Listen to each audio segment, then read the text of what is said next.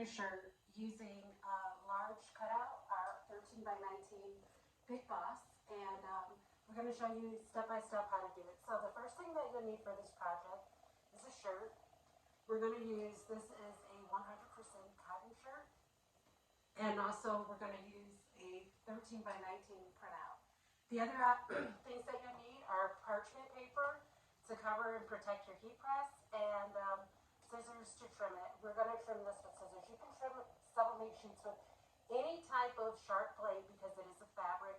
We do recommend sharp blades.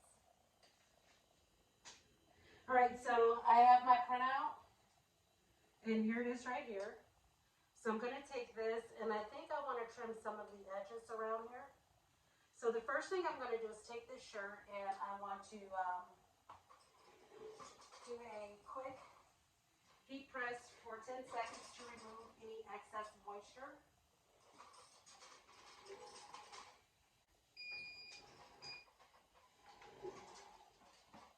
Okay, so now that we have our moisture removed out, I do have a board that I like to use. It's our Wonder Board. So this will help me with the measurements to make sure that everything is aligned on the shirt. So I'm going to place that on my board so that it's even. And on this shirt, I'm just going to trim it by hand with the scissors really quick.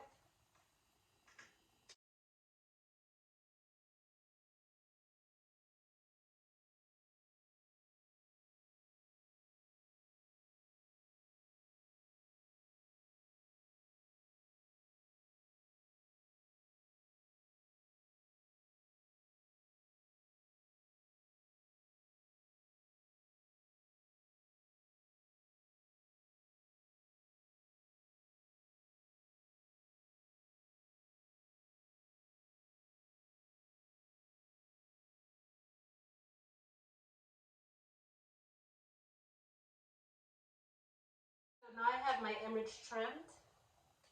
So now what I'm going to do is I'm going to place it on my fabric where I want it.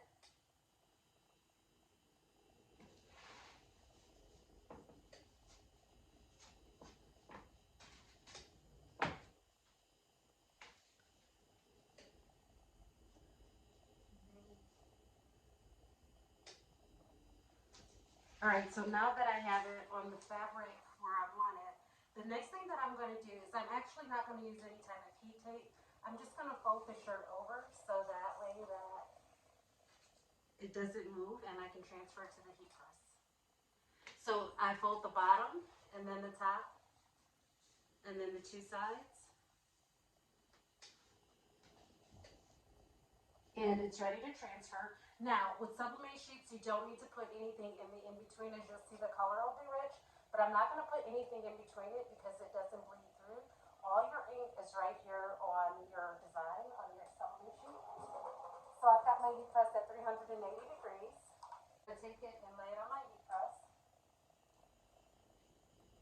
And the way that you do this is that you want to, the same way, the two sides that you did first, remove those.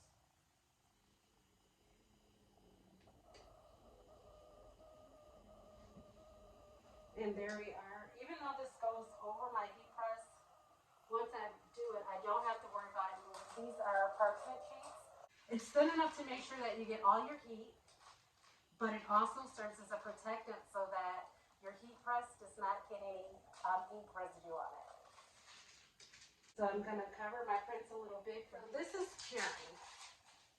So what I'm going to do is I'm just going to hover my heat press over the design for about a minute. That's going to go ahead and cure the ink so that way I don't have to wait the 45 minutes. Otherwise, you can wait. A lot of times I might print them out during the day and do them later, but that's a good way if you want to do it quickly so that you don't have to wait. So you just hover your heat press and don't press it down, and again, that's going to cure it. So I'm going to go ahead and heat press it. You want to make sure that you have firm pressure on your heat press when you put it down.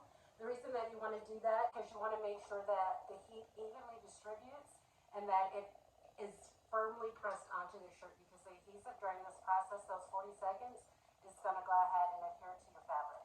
I'm going to turn this so that I can get the bottom portion.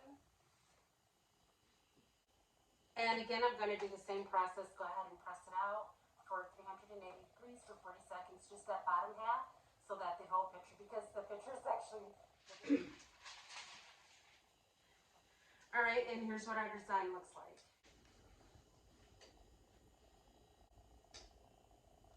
And this is our finished product. And also, just to show you, it does not bleed through. Remember, we didn't put anything in there, but there you have nice vibrant colors.